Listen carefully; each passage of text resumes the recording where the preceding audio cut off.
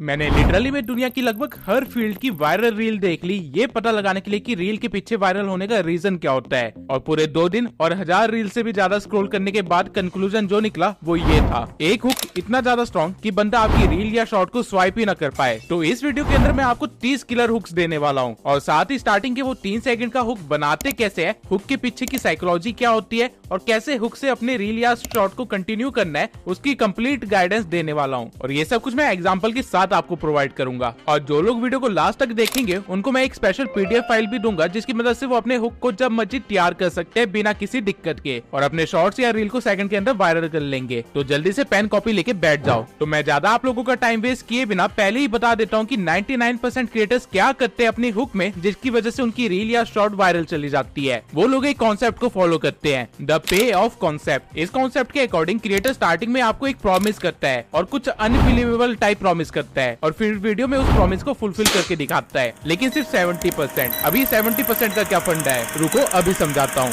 मान लीजिए मैं एक शॉर्ट बनाता हूँ जिसकी स्टार्टिंग में मैं कुछ इस तरह का एक हुक देता हूँ, I am going to build a online game without computer. अभी एक परफेक्ट हुक है क्योंकि इसमें जो चीज मैंने प्रॉमिस करी है वो इम्पॉसिबल के बराबर है, लेकिन अब बोला है तो कुछ करके भी दिखाना पड़ेगा क्योंकि ऑडियंस को पे ऑफ भी तो करना ही है। तो मैं क्या करूंगा कि मैं अपने दोस्त को फोन मिलाऊंगा और उसे एक गाइड करता रहूंगा कि कैसे वो एक गेम बना सकता है जिसके पास कंप्यूटर है। अब टेक्निकली देखा जाए तो मैंने प्रॉमिस किया था उसको पे ऑफ तो करा है, लेकिन उस तरह से नहीं जिस तरह मेरी ऑडियंस ने सोचा था, बल्कि 30% झूठ बोल के या फिर बातों को मोल्ड करके एक क्लिक बेट करवाया। लेकिन अब आप लोग सोच रहे होंगे कि अगर आप लोग झूठ बोल रहे हैं तो आपकी रील चलेगी क्यों, वायरल क्यों होगी। आंसर सुन के आप थोड़ा सा शॉक हो सकते हैं, बट ये एक रियलिटी है। जो रील की ऑडियंस है उनको अपनी एक्सपेक्टेशन टूटने पे मजा आता है। यही रीजन है कि मैं हमेशा से कहता हूँ कि रील की ऑडियंस और लॉन्ग फॉर्म कंटेंट की ऑडियंस में काफी फर्क होता है। अगर आप लॉन्ग फॉर्म कंटेंट की ऑडियंस की एक्सपेक्टेशन को तोड़ोगे तो वो लोग आपकी वीडियो देखना ही बंद कर देंगे। वहीं अगर आप रील या शॉर्ट में ऐसा करते हो 70% रूल को ध्यान में रखते हुए, तो आपको ज्यादा व्यूज गेन होंगे और बहुत ज्यादा एंगेजमेंट भी मिलेगी। बट ये पे of concept of 70% rule maximum challenge type hooks और एंटरटेनमेंट नीश में हेल्प करता है। लेकिन अगर आपकी नीश अलग है तो क्या करे, डोंट वरी, मैंने आप लोगों के लिए 30 हुक्स फाइंड किया है जो कि 8 कैटेगरीज के अंदर डिवाइडेड है, और इनमें से हर एक हुक हर एक नीश में इस्तेमाल किया जा सकता है। बस आपको ब्लैंक्स को फिल करना होगा और आपका काम हो जाएगा। मैंने आपको पे ऑफ कॉन्सेप्ट ऑफ 70% रूल लोगों की साइकोलॉजी समझाने के लिए बताया था ताकि आपको हुक्स के पीछे का कॉन्सेप्ट समझ आ सके। अब बिना किसी देरी के उन हुक्स को देखते हैं जो कि हमारी ऑडियंस की साइकोलॉजी के साथ खेलेंगे और आपको वायरल करवाएंगे। तो सबसे पहली कैटेगरी है क्यूरियोसिटी की।